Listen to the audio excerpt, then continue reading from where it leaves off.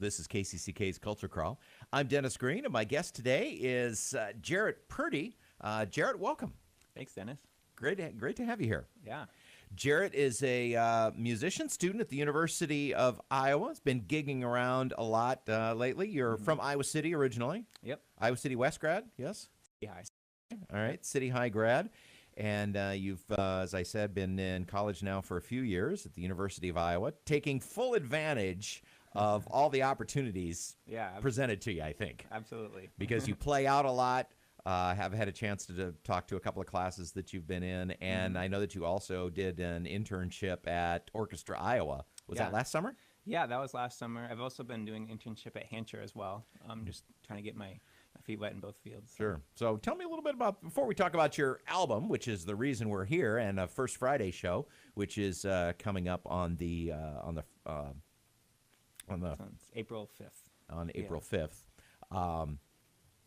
Tell me a little bit about those experiences. Getting not every musician performer also goes to work for a music organization to get a little look at that side of the business, but you've been doing that. So yeah, I have, and it's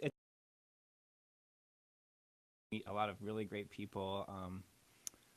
Jeff Collier has been an awesome mentor for me over at Orchestra Iowa, and it's really given me the opportunity to kind of go behind the scenes in a way that I think most people aren't as familiar with, to really sort of understand how these organizations operate on like the sort of nonprofit model, how to raise money, and how to really create an organization that not only is functioning for profit, but it's also totally mission driven, and how to kind of create that balance has always seemed like something that's been an important challenge, but also sort of really at the center of what it's all about.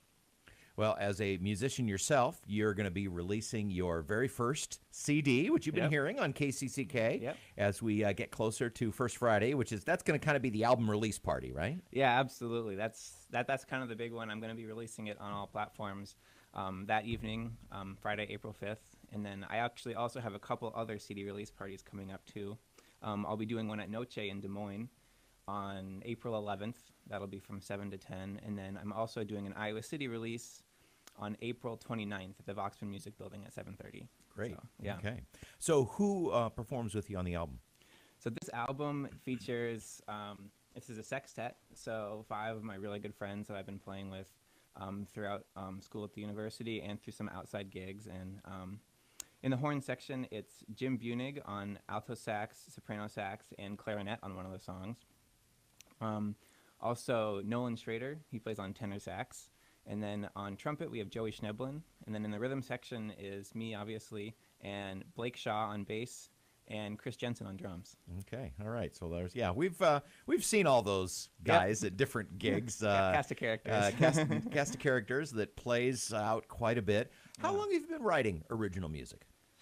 I started writing original music in high school, I think, when I really started diving more into jazz and sort of moving a little bit farther away from the classical realm. I started working with Robert Monroe and Michael Jarvie, who are graduates of the University of Iowa from a few years ago, but they really, they were students at the University of Iowa at the time, and they were really instrumental in helping me really understand how fun it is and how creative it is and how important it is as a creative artist to create your own music. And so I've been, I guess, starting to do that since high school and really just tried to build and build and build on that as much as I can until now. How long, when did you start playing piano? I started playing piano when I was pretty little. My mom really just sort of showed me a couple little songs here and there, and it's kind of always been an important thing that my mom has given me, is having music be an important, relevant part of my life. But I started taking actual lessons in 4th grade, and then I started moving more into jazz early on in high school. Mm-hmm. So started off, more in classical, and then moved on. So what was the impetus to move from more classical piano to doing jazz? Of course, you live in a great jazz place, which and great jazz programs at City High and at West High. So absolutely. So that probably was the atmosphere was a little bit of a factor. Yeah, I'm really lucky to have this like awesome jazz community around that's totally fostered me as I've gone through this. But I think, honestly, I started doing jazz in middle school with the 7th grade jazz band. Honestly, a couple of my friends were doing it, and I kind of wanted to get involved with music at school, not just taking private lessons and playing solo recitals and stuff.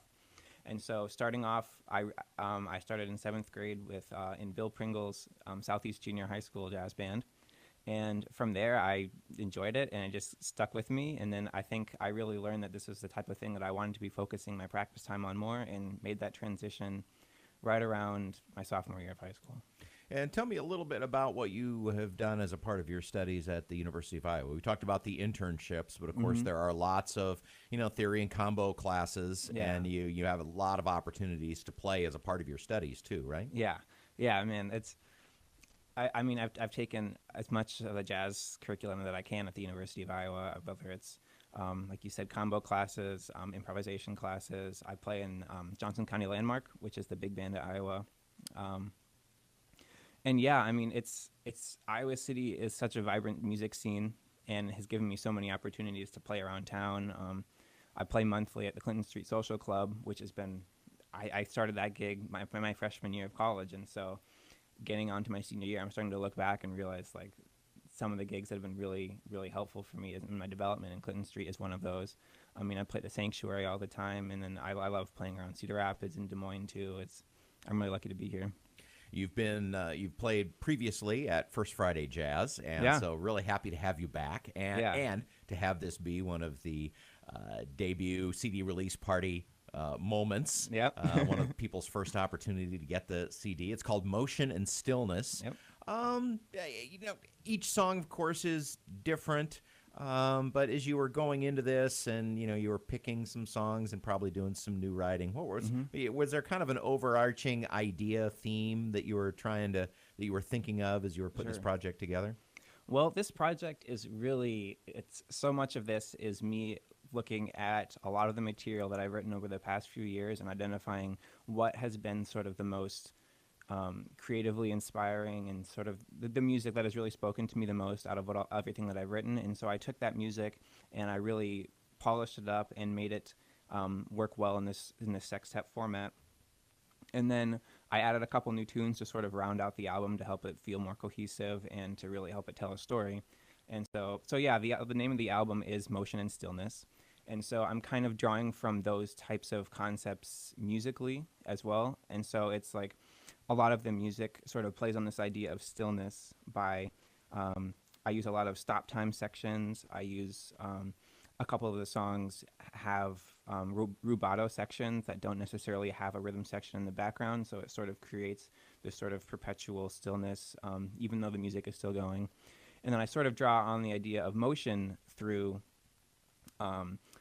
I like to use a lot of vamp sections that is like a repeated section over and over and over that the soloist can really sort of explore that space and build on and really create a sense of momentum. And so I'm sort of pulling from these two different sort of musical ideas, and you think you can see that really throughout the album in a lot of different ways that it's manifested. So yeah, Motion and Stillness, that's kind of where I'm coming from. Okay, well, we're lucky enough to have an advance copy here at KCCK, so you'll be hearing that coming up here in just a minute, and also throughout the next few weeks as we prepare for your First Friday appearance on the 5th of April, and, of course, on the radio station, I'm sure, as time goes on. So, Jarrett, thanks so much for being here today. Great to hear about how this project has come together and all the different experiences that you've been having as a part of your growing up and studies. Yep. What comes after graduation? What comes after graduation? That's a good question. I'm still looking for potential different job opportunities.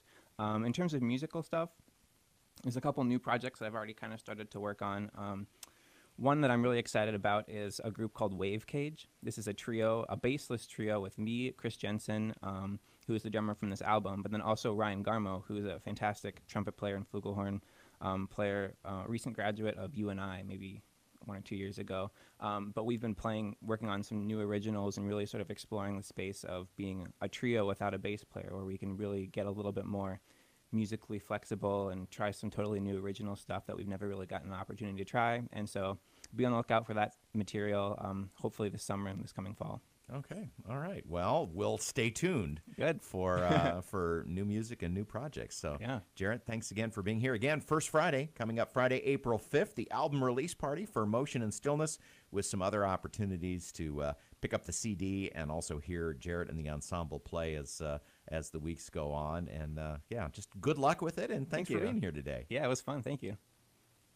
You can hear the Culture Crawl live on the radio most Thursdays and Fridays at 10:20, or download the podcast and watch or listen on your own schedule using your favorite podcast app or at kcck.org/culture.